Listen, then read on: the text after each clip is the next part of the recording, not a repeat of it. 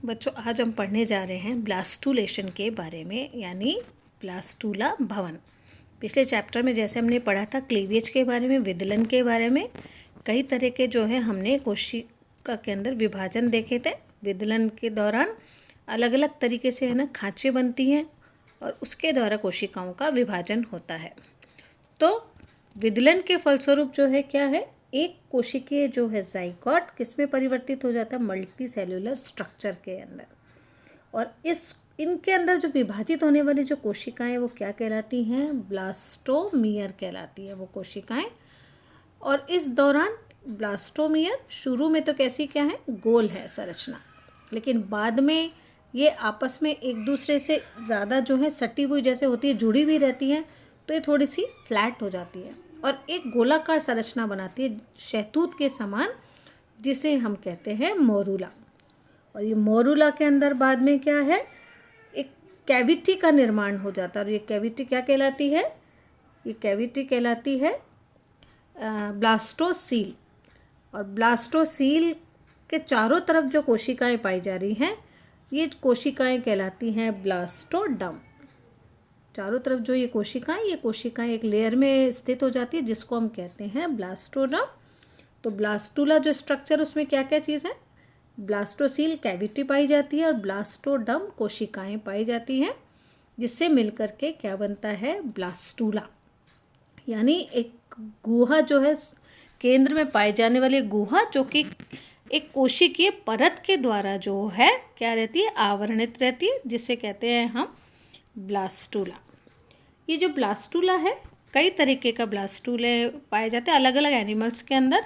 इनको अलग अलग नाम दिया गया, जैसे सीलोब्लास्टुला प्रगुही कोरक, एम्फीब्लास्टुला उभयी कोरक, डिस्कोब्लास्टुला विम्ब कोरक, प्लास्टोसिस्ट पोष कोरक, पेरीब्लास्टुला सतही कोरक और स्टीरियोब्लास्टुला।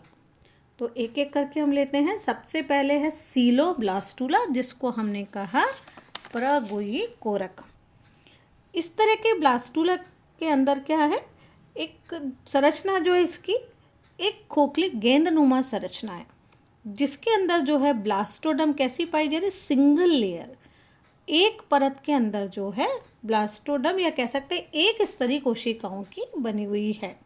और बीच में जो कैविटी पाई जा रही है, जिसको हम क्या कह देते हैं, ब्लास्टोसील। और इसके अंदर क्या भरा रहता है, म्यूकोपॉलीसेकेराइड। और इसके एग्जाम्पल क्या है, किस में पाई जाती है, इकाइनोडर्मस एनिमल्स में और एम्फीऑक्सिस के अंदर सीलोब्लास्टुला पाया जाता है। दूसरा एम्फीब्लास्टुला यानी उभयी कोरक। इस प्रकार के ब्लास्टुला में क्या है, संरचनात्मक रूप से जो है दो तरह की कोशिकाएं पाई जाती हैं। ये दो तरह की कोशिकाएं कौन सी हैं, एक तो एनिमल पोल के ऊपर जैसा हम देख सकते हैं कैसी है, माइक्रोमियर, छोटी कोशिकाएं। एनिमल पोल की तरफ छोटी कोशिकाएं, जिनको हम कहते हैं लघु कोरक या माइक्रोमियर्स। और वेजिटल पोल की तरफ कैसी है, दीर्घ कोशिकाएं, बड़े आकार की कोशिकाएं, जिन्हें हम कहते हैं मैक्रोमियर्स। तो माइक्रोमियर एनिमल पोल की तरफ और मैक्रोमियर वेजिटल पोल की तरफ दो तरह की कोशिकाएं पाई जा रही हैं। और ब्लास्टोसील थोड़ी सी एक तरफ जो है इसमें विस्थापित हो जाती है, यानी आधे भाग में ही ब्लास्टोसील पाई जाती है। तो जैसे नाम से ही उभयी कोरक, दो तरह की कोशिकाएं हैं। और किस में पाई जाती है, मीजोलेसिथल टाइप अंडों में, जो किस में होते हैं, फ्रॉग के अंदर। तो ये फ्रॉग में, एम्फीब्लास्टुला और स्पॉन्जेस में। स्पॉन्जेस की जो माइक्रोमियर्स होती है वो कैसी होती हैं, फ्लैजिलेटेड होती है, यानी कशाप युक्त होती है। अगला ब्लास्टुला हमारा डिस्कोब्लास्टुला यानी विम्ब कोरक। इस ब्लास्टुला के अंदर क्या है, डेवलपमेंट कहाँ होता है, ब्लास्टोडिस्क में। और ये जो ब्लास्टोडिस्क कहाँ पाई जा रही है, एनिमल पोल की तरफ। और इसमें ब्लास्टुलेशन के दौरान दो जो है कोशिकाएं यहाँ पर भी हैं पाई जा रही हैं। एक तो है एपीब्लास्ट और दूसरी हाइपोब्लास्ट।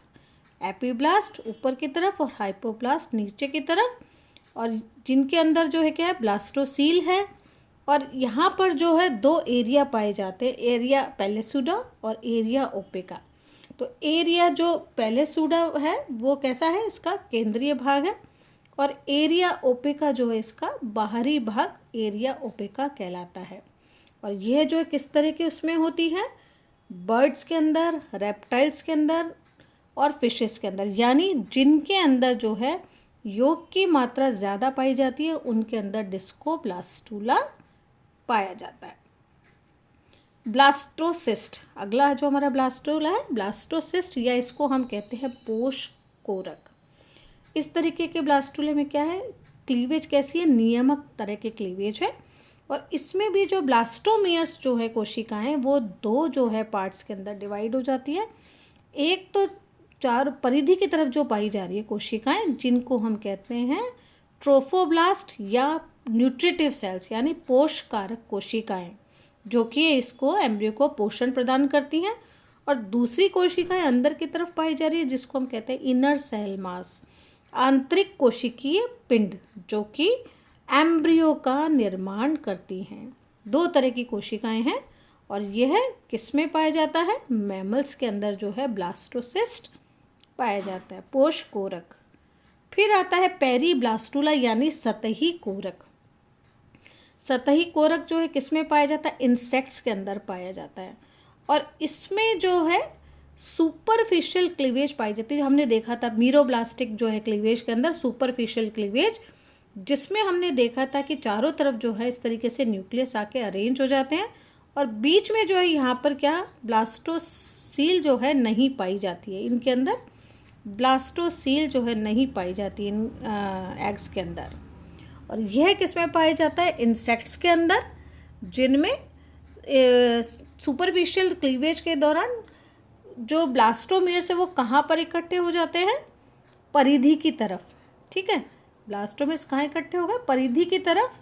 इसलिए इसको जो है क्या कहते हैं हम, सतही कोरक, जिनमें ब्लास्टोसील जो है कैसी है, एब्सेंट है। और ये किस में पाए जा रहे हैं, इंसेक्ट्स के अंदर।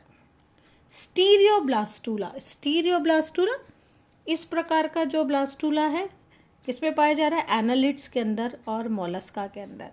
यहाँ पर क्या है, ब्लास्टोसील बहुत ही छोटी है या फिर इसमें नहीं पाई जाती। क्यों, क्योंकि यहाँ पर ब्लास्टोमियर्स जो हैं कैसे हो जाते हैं, इनके साइज़ जो है बहुत बड़ा हो जाता है। ब्लास्टोमियर्स का साइज़ काफ़ी बड़ा हो जाता है इन कोशिकाओं का, जिससे कि क्या होता है, ये ब्लास्टोसील जो है छोटी हो जाती है या फिर एब्सेंट हो जाती है। किस में पाए जाते हैं, एनालिड्स में और मोलस्का में। तो ये डिफरेंट टाइप के जो है ब्लास्टूला है। इसके अगले स्टेज जो है हमारी क्या आएगी, गैस्ट्रूला।